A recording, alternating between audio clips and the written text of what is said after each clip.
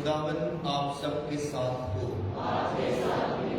ہمارے خدا یسوع مسیح کی خوشخبری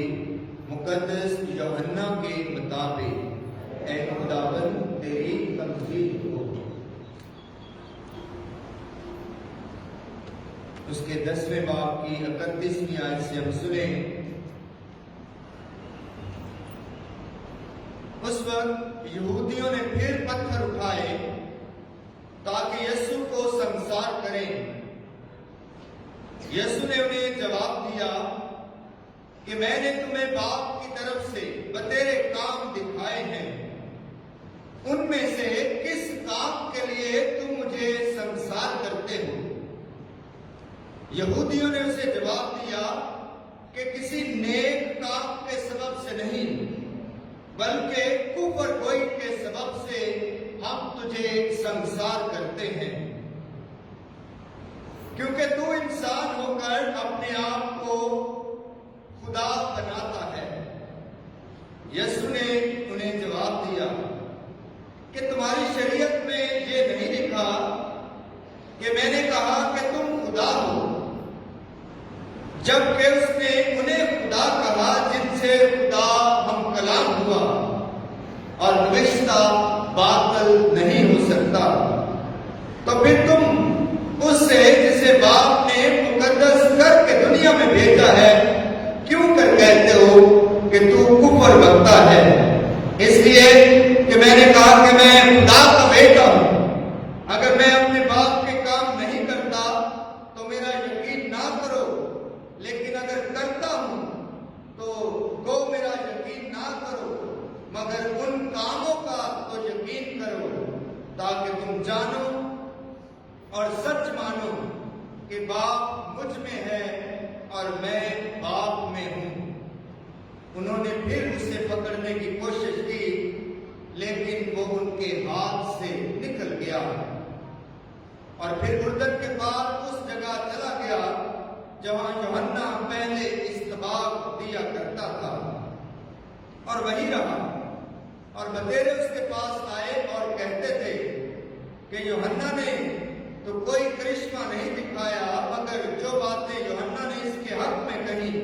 وہ سب سچ نکلی، اور وہاں بتیرے اس پر ایمان لائے۔ مسیح خدا میں میرے عزیزو، آج روزوں کے دوران کا چھٹا جمعہ ہے، اور ہم نے مسلسل رات کے وقت سے لے کر اور ہر جمعے کے 14 مقامات کی عبادت میں شامل ہو کر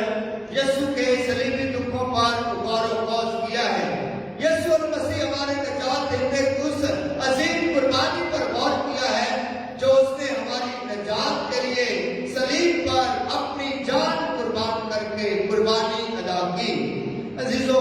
خدا یسوع مسیح ہم سے بہت پیار کرتا ہے، اور اس کا یہ دکھ سہنا، اذیت سہنا اور مصیبت سہنا، یہ اس کے پیار کی انتہا ہے کہ وہ ہم گناہگاروں کے لیے، ایک خطاکار انسان کے لیے، ہم سب گناہگاروں کے لیے ایک ایسا بے عیب بندہ کے طور پر اپنے آپ کو پیش کرتا ہے جو پوری دنیا کے گناہ اٹھا لے جاتا ہے۔ عزیزو، آج کی تلاوتوں میں ہم نے سنا کہ جو خدا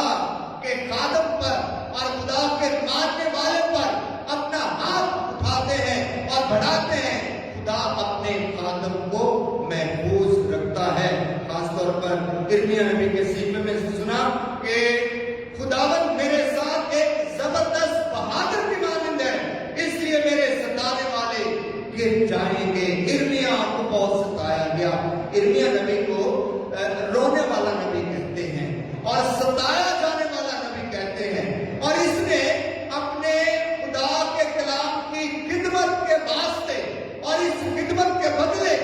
بہت ساری اذیتوں کا سامنا بھی کرنا پڑا۔ بے شمار اس پر ظلم و ستم کیے گئے اور اسے اذیتوں کا سامنا کرنا پڑا، لیکن جب اس نے دیکھا کہ اس ساری اذیتوں اور تکلیفوں کے باوجود بھی خدا میرا مددگار ہے، تو اس نے کہا کہ خداوند میرے ساتھ ایک زبردست بہادر کی مانند ہے اور میرے ستانے والے گر جائیں گے۔ عزیزو، یہ بات جو ہے اور یہ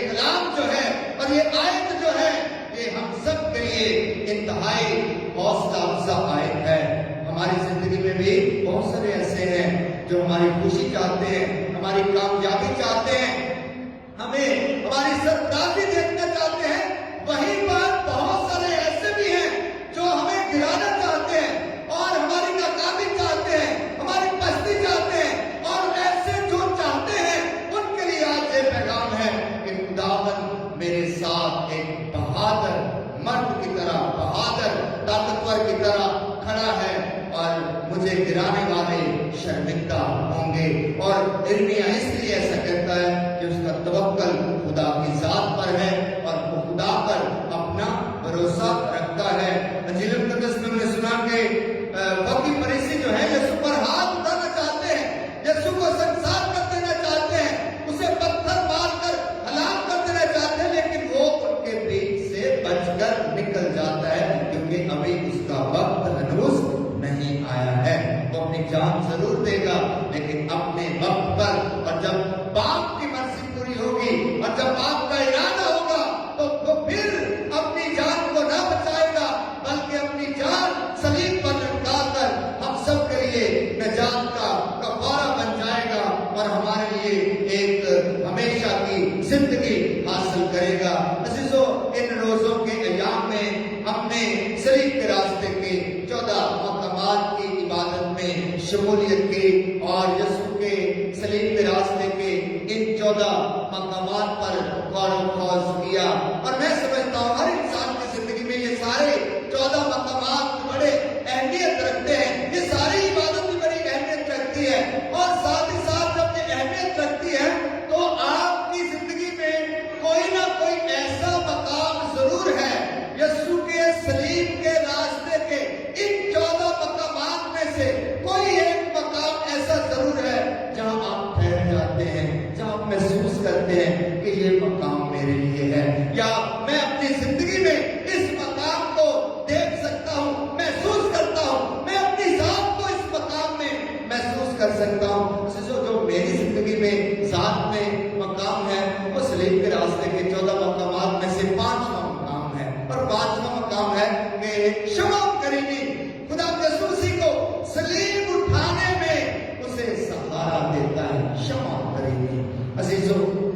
یہ بڑا زبردست مقام ہے۔ سارے کے سارے مقام ہی کیا خوبصورت ہے جو ہماری نجات کے مقامات ہیں، اور انہی مقامات کے ذریعے ہماری نجات کا بندوبست کیا گیا، ہماری نجات کا کام پایا تکمیل تک پہنچا۔ 5واں مقام یہ میری ذات کے لیے اور میری زندگی کے لیے یہ بڑا اہم ہے، کیونکہ کہیں نہ کہیں میں محسوس کرتا ہوں کہ مجھے شمع کرینی بننا ہے جو یسوع کو صلیب اٹھانے میں اس کا سہارا دیتا ہے، جو یسوع مسیح کے اس دکھ میں، اذیت میں، مصیبت میں، تنگی میں، تکلیف میں، اس ظلم میں آگے بڑھتا ہے اور یسوع کی صلیب اپنے کندھے پر اٹھا لیتا ہے، کیونکہ یسوع نے کہا تھا اگر کوئی میرے پیچھے آنا چاہے تو وہ کیا کرے؟ خود انکاری کرے اور اپنی صلیب اٹھائے اور میرے پیچھے بولے۔ تو یہ مقام جو ہے، یہ 5واں مقام شمع کرینی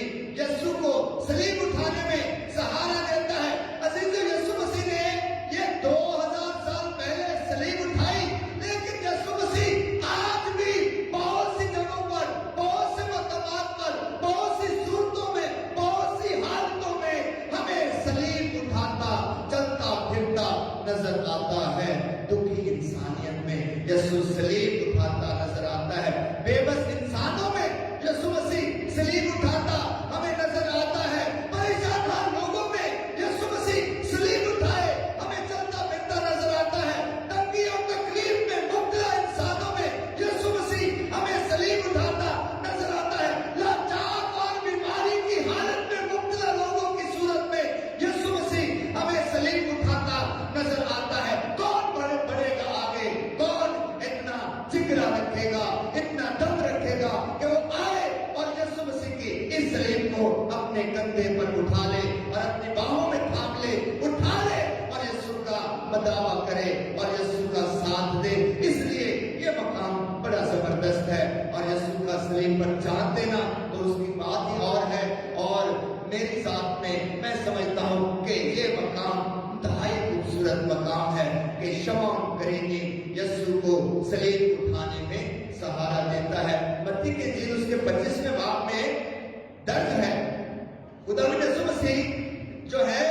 यौम आखिर और दुनिया की अदालत का एक सीन, एक मंजर हमारे सामने पेश करते हैं कि जब खुदावंद खुदा अपने जलाली तख्त पर बैठेगा तो कुछ लोग उसके दाएं और कुछ लोग उसके बाएं होंगे। जो दाएं होंगे तो बादशाह खुदा उनसे कहेगा, ए मेरे बाप के मुबारक लोगों, वो बादशाही जो बनाए आलम से तुम्हारे लिए तैयार की गई है, उसे मेरास में लो, क्योंकि मैं प्यासा था तुमने मुझे पीने को दिया, मैं भूखा था तुमने मुझे खाने को दिया, मैं कैद में था तुमने मेरी खबरगिरी की, मैं बीमार था तुमने मेरी इयादत की, मैं नंगा था तुमने मुझे पहनाया। और खुदावंद यीशु मसीह अपने आप को किनके साथ वाबस्ता करता है, किनके साथ रिलेट करता है? जो दुख सहते हैं, अज़ियत सहते हैं, मुसीबत सहते हैं। और जब दुख सहने वालों और मुसीबत सहने वालों के साथ हम खड़े हो जाते हैं तो दर हकीकत में हम शमौन करीनी बन जाते हैं कि यीशु की सलीब उठाकर अपने कंधे पर रख लेते हैं। अजीजों, यीशु मसीह आज भी बहुत सारी सलीबों के बोझ के नीचे दबा हुआ हमें नजर आता है। वो गिरता है, उठता है और अपनी मंजिल पर आगे बढ़ जाता है। याद रखें, यीशु मसीह अपनी सलीब उठाकर कलवरी पर खोपड़ी के मकाम पर अकेला ही गया, लेकिन इस शख्स ने, शमौन करीनी ने रास्ते में सहारा दिया, यीशु का बदावा किया, यीशु की तकलीफ को पहचाना और यीशु का सहारा बना और अपने कंधे पर चंद लम्हों के लिए सही लेकिन सलीब तो उठाई, चंद घड़ियों के लिए सही लेकिन सलीब तो उठाई। यीशु का दर्द बांट लिया, यीशु का दुख बांट लिया, यीशु का बोझ बांट लिया। और आज यीशु का बोझ हम किस तरह से बांट सकते हैं? आज अजीजों, जैसे मैंने कहा कि यीशु मसीह दुखी इंसानियत में चलता फिरता, सलीब उठाता, बोझ तले दबा गिरता नजर आता है। जब हम आगे बढ़कर दुखी इंसानियत की खिदमत करते हैं और दुखी इंसानियत के काम आते हैं तो दर हकीकत में हम यीशु की सलीब उठा लेते हैं और यीशु की सलीब उठाने में उसे सहारा देते हैं। आइए आज खुदा से दुआ करें, खुदा हमें बरकत दे और हमारे साथ हो कि हमने खुदा यीशु मसीह के सलीब के रास्ते के 14 मकामात की इन सारी इबादतों में इस खूबसूरत सफर को जारी किया और इस सफर में शामिल हुए।